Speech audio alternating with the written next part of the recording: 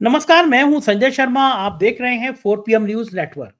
CDS ने Singapore में एक बयान दिया, भारत के कुछ जहाजों के गिरने को लेकर बयान दिया और पूरे देश में उसके तरह तरह के अर्थ निकाले जाने लगे।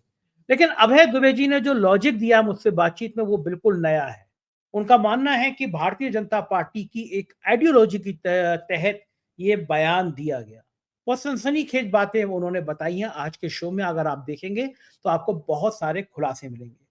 अमित शाह जी कह रहे हैं कि ममता बनर्जी की वजह से घुसपैठ हो रही है।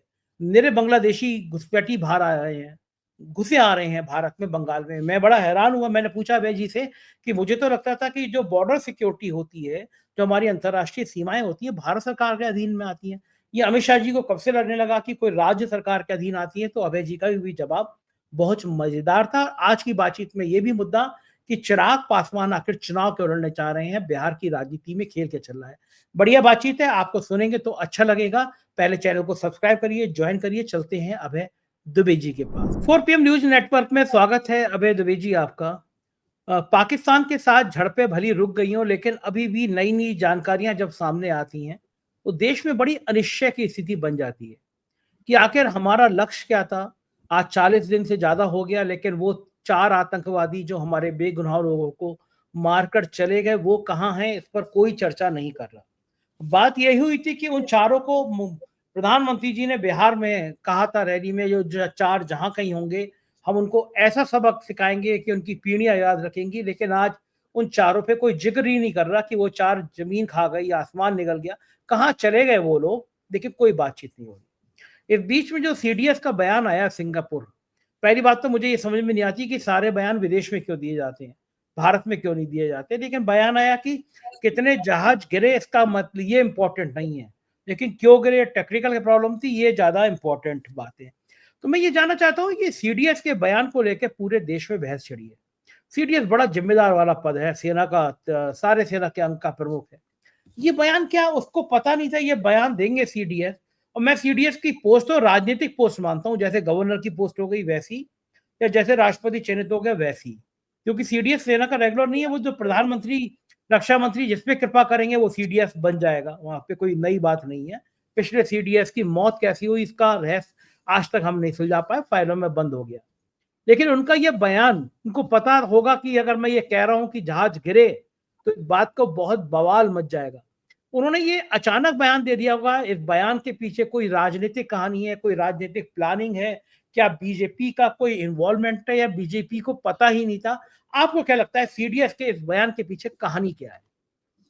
संजय जी, एक तो आपने जो भूमिका पेश की है उसमें ये बात मुझे बहुत पसंद आई कि सीडीएस का पद कोई फौजी पद नहीं है। ये एक राजनीतिक पद है। सरकार को फौज के भीतर की जो प्रक्रियाएं होती हैं प्रमोशन की, उसके जरिए सीडीएस नहीं कोई बनता है। चीफ ऑफ डिफेंस स्टाफ यानी नहीं कोई बनता है। ये दरअसल एक राजनीतिक पद है, जिसको सरकार चाहती है उसको सीडीएस बनाती है। और जो जनरल चौहान अभी बने हैं, जनरल चौहान जहां तक मेरी जानकारी है जनरलों में जूनियर थे। जो बिपिन रावत बने थे सीडीएस, तो वो जनरलों में सीनियर थे उस वक्त। हालांकि वो भी भारतीय जनता पार्टी की बहुत पसंद थे, और उनके रुझान भी, उनके राजनीतिक रुझान भी भाजपा की तरफ थे। हम सब लोग जानते हैं इस बात को। जनरल चौहान तो सीनियर भी नहीं थे, लेकिन उनको सीडीएस बनाया गया। और अगर आप सरकार के भीतर लोगों से बातचीत करें, जाहिर है एक अनौपचारिक बातचीत होती है, कौन रिकॉर्ड तो इस तरह की बातचीत कोई नहीं करता है। सब लोग कहते हैं कि एक जूनियर व्यक्ति को सीडीएस बनाकर सरकार ने एक ऐसे व्यक्ति को इतने बड़े पद पे बैठा दिया है जो पूरी तरीके से उनका यस मैन है। यानी सरकार जो चाहती है, सरकार का जो नियोजन होता है, सरकार के जो राजनीतिक लक्ष्य हैं, उन लक्ष्यों को वेधने के लिए उनका इस्तेमाल किया जा सकता है, और वो उन लक्ष्यों को वेधने के लिए अपने आप को उपलब्ध करवाने के लिए तैयार रहते हैं। मतलब ये एक पूरा फ्रेमवर्क है। इसके तहत जो आपकी भूमिका सही मैंने निकाला है, मैं अपने इस आपके इस सवाल का जवाब दूंगा। देखिए, लोग कह रहे हैं कि जनरल चौहान ने एक ऐसी बात कह दी जिसको सरकार छिपा रही थी। जनरल चौहान ने सरकार का भंडा फोड़ कर दिया, और अब कांग्रेस का कहना है कि अब आप जल्दी से इस विशेष अधिवेशन बुलाइए ताकि हम लोग ऑपरेशन सिंदूर के ऊपर उसमें चर्चा करें। ठीक है, ये विपक्ष की एक लाइन है, विपक्ष इसको ले रहा है। मैं उस लाइन के ऊपर सवालिया निशान नहीं लगा रहा हूं, मैं अपनी राय दे रहा हूं। मेरा मानना यह है कि ये पूरा बयान ऐसा नहीं है कि जनरल चौहान की आत्मा को सच बताने के लिए तड़प रही थी, और चूंकि भारत के किसी मंच पे उन्हें सच बताने का मौका नहीं था, इसलिए सिंगापुर के एक मंच पे जाकर उन्होंने सच्चाई का बयान किया। आप इस पूरे बयान को नए तरीके से पढ़िए, मैं ये कहता हूं। उस पूरे बयान को सिंगापुर के एक कार्यक्रम की साइड लाइन पे, इस कार्यक्रम के मुख्य शेड्यूल में, मुख्य कार्यक्रम में भी वो शामिल नहीं था वक्तव्य, अलग से इसको आयोजित किया गया, इस वक्तव्य को जारी किया गया, और उस वक्तव्य में फोकस इस बात पर रखा गया कि विमानों के गिरने में फौज की गलती थी, और फौज ने अपनी इस गलती को सुधारा, और गलती को सुधार के फिर उन्हीं विमानों का अच्छा और बेहतर इस्तेमाल किया, लक्ष्यों को भेदा, ये उन्होंने कहा। अब आप सोचिए कांग्रेस का तर्क क्या है। कांग्रेस का तर्क यह है कि विमान इसलिए गिरे क्योंकि विदेश मंत्री ने ऑपरेशन की शुरुआत में ही पाकिस्तान को उसकी जानकारी दे दी थी, इसलिए पाकिस्तान हाई अलर्ट पर चला गया था। और इससे कांग्रेस कहती है, इससे साफ जाहिर होता है कि विमान गिरने में उस जानकारी की भूमिका थी जो कि विदेश मंत्री ने पाकिस्तान को दे दी थी। जनरल चौहान का वक्तव्य कांग्रेस के इस वक्तव्य को पूरी तरीके से गलत करार देता है। वो कहता है कि इसमें विदेश मंत्री या पहले दी गई जानकारी की कोई भूमिका नहीं थी, ये कहने की तो जरूरत नहीं है। वो कह रहा है कि असली बात यह है कि हमसे कुछ गलतियां हो गई थी, हमने अपनी इस गलतियों को सुधार लिया। इस तरह से देखा जाए तो विदेश मंत्री जो कांग्रेस अपने वक्तव्य के कारण कांग्रेस के जाल में फंस गए थे, विपक्ष के जाल में फंस गए थे, वो निकल नहीं पा रहे थे किसी भी तरीके से, वो पूरा जाल सीडीएस की वक्तव्य के जरिए तोड़ने की कोशिश की गई है।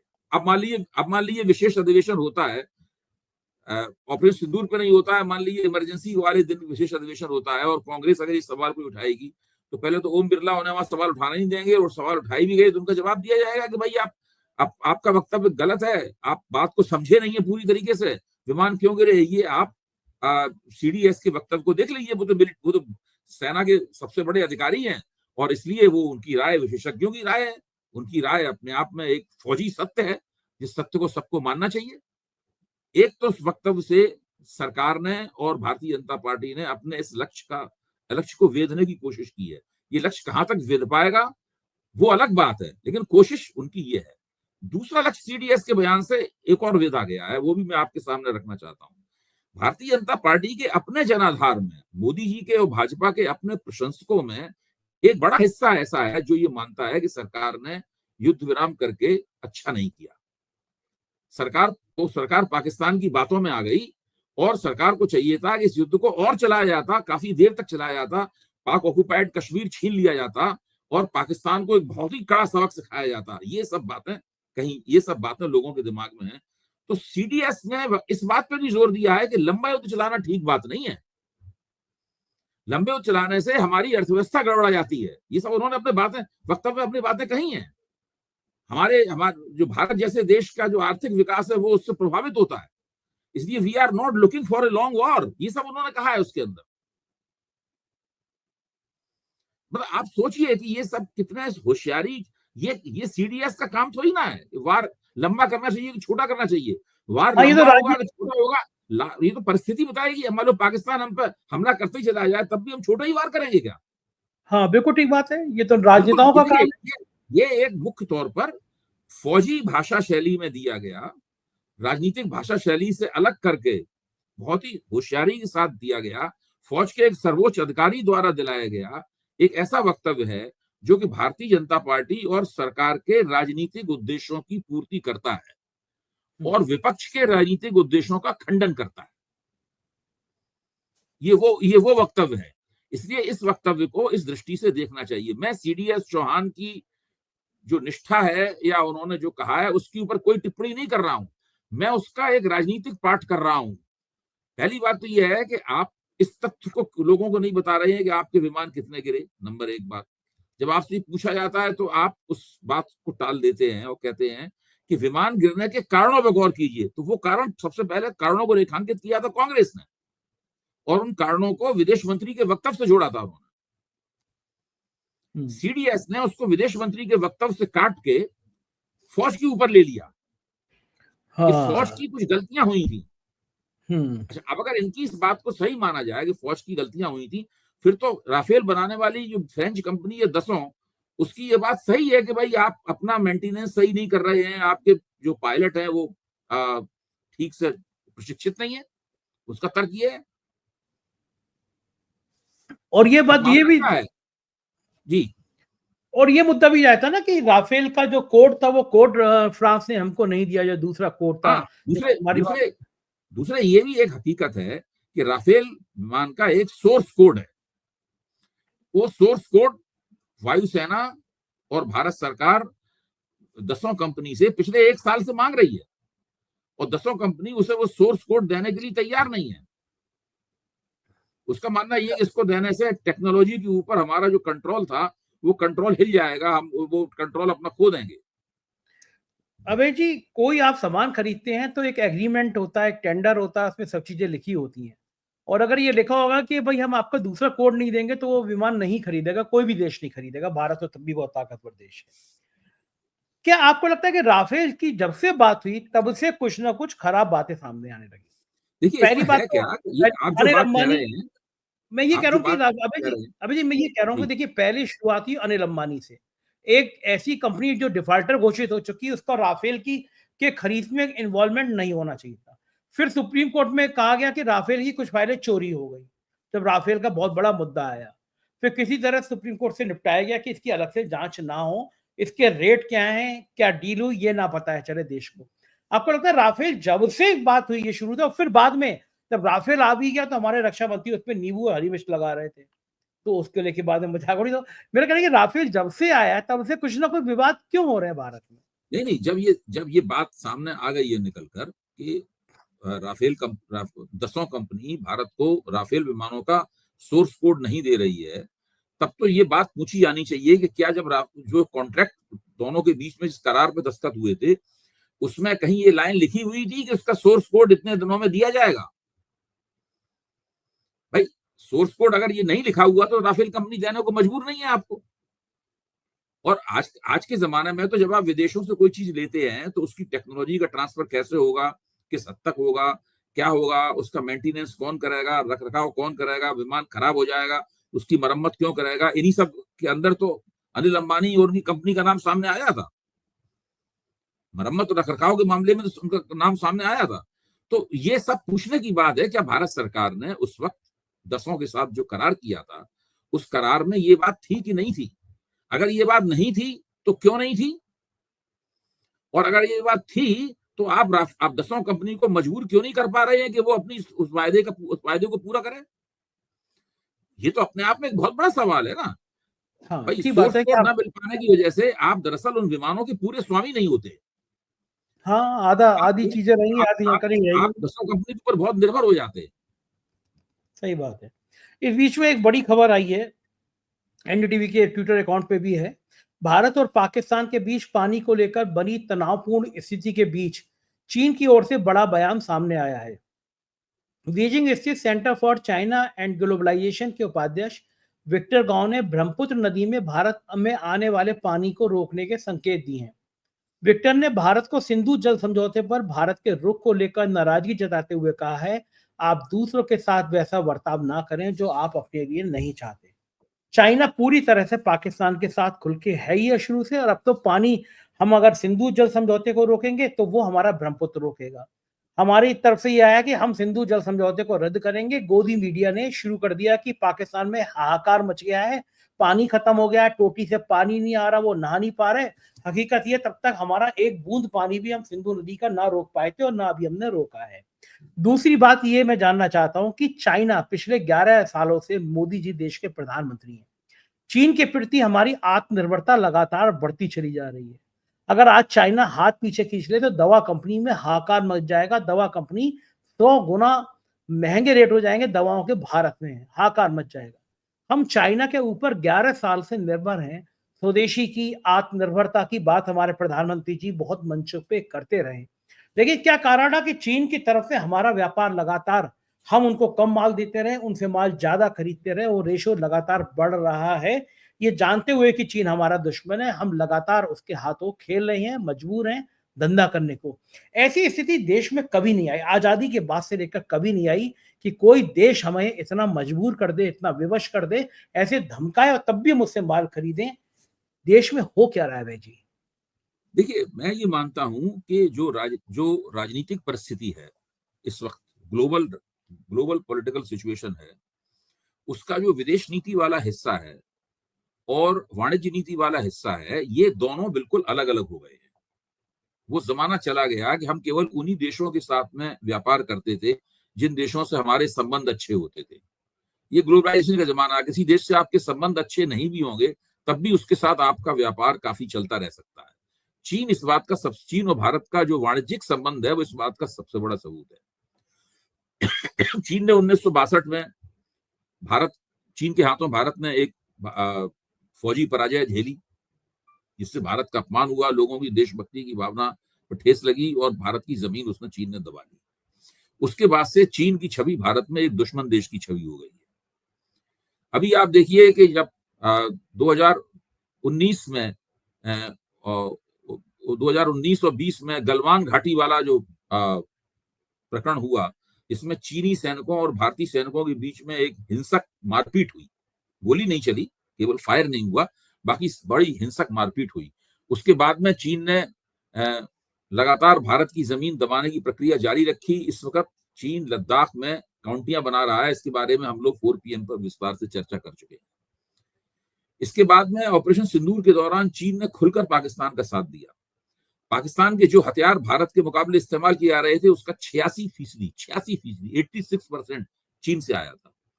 चीन के जो एयर डिफेंस सिस्टम के जो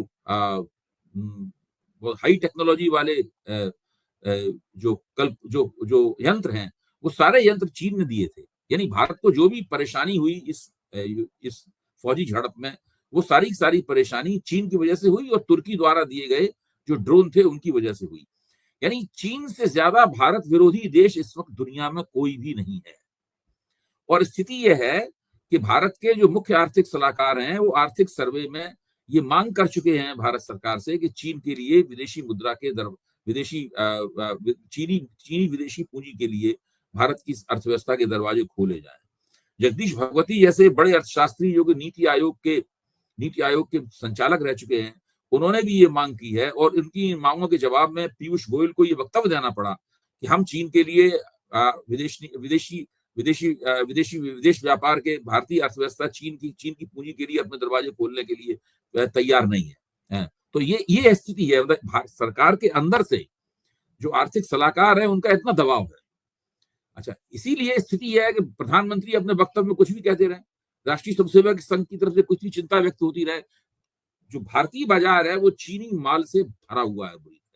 हम सब लोग चीनी माल खरीदते हैं, छोटे स्तर का चीनी माल, मामूली स्तर का, यानी बटन और सुई और चेन से लेकर छोटे मोटे बैग, पर्स से लेकर और फिर जो हाई टेक्नोलॉजी चीजें हैं, इसमें सेल फोन आते हैं जिसके अंदर फ्रिज आता है, व्हाइट गुड्स आती हैं वगैरह वगैरह, लैपटॉप आते हैं, वो सब भी हम लोग चीन से खरीदते हैं।